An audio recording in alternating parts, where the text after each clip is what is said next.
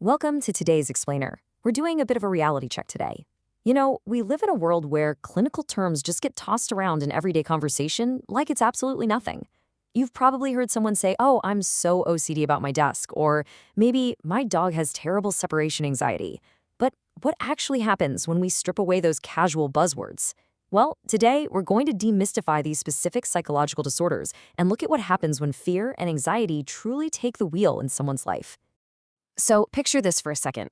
Have you ever noticed someone stepping only inside the specific patterns on the floor while they walk? Or, hey, maybe you've even caught yourself doing it just for fun. We all have those little everyday quirks and worries, right? But what we really want to do today is build a bridge of empathy. We need to understand exactly when a simple, harmless habit crosses a very real line into clinical territory. Because for some folks, stepping in that pattern, it's not a fun little game. It is a terrifying requirement. Section 1. Separation Anxiety Disorder, or SAD. More than just childhood clinginess. Okay, let's dive into this. It's absolutely crucial to understand right out of the gate that we are talking about something way, way more severe than just normal childhood clinginess. I mean, sure, every kid gets a little nervous on their first day of school, but what we're looking at here is a totally different ballgame. Separation anxiety disorder is characterized by a deep fear and anxiety about being separated from attachment figures.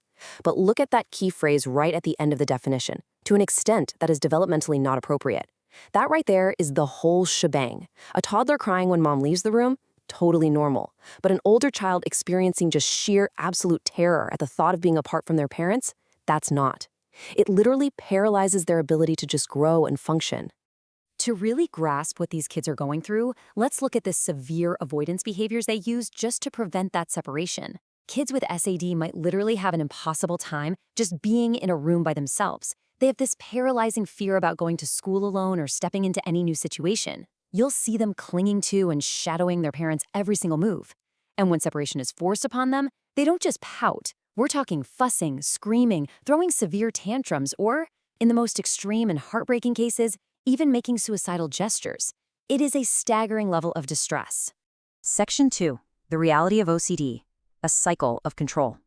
Let's shift gears to a term that is highly, highly misused. We hear OCD used as a joke all the time for someone who just likes their stuff neat and tidy.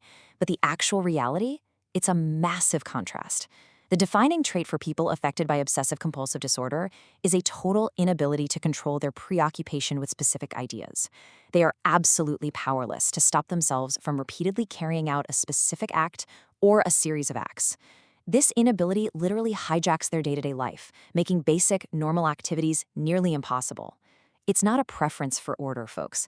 It's a complete, clinical loss of control. Now, what's really interesting here is how it breaks down the dual nature of the disorder. On one side, you've got the obsessions. This is the sheer inability to stop thinking about a certain idea. And our source data makes a really vital point here.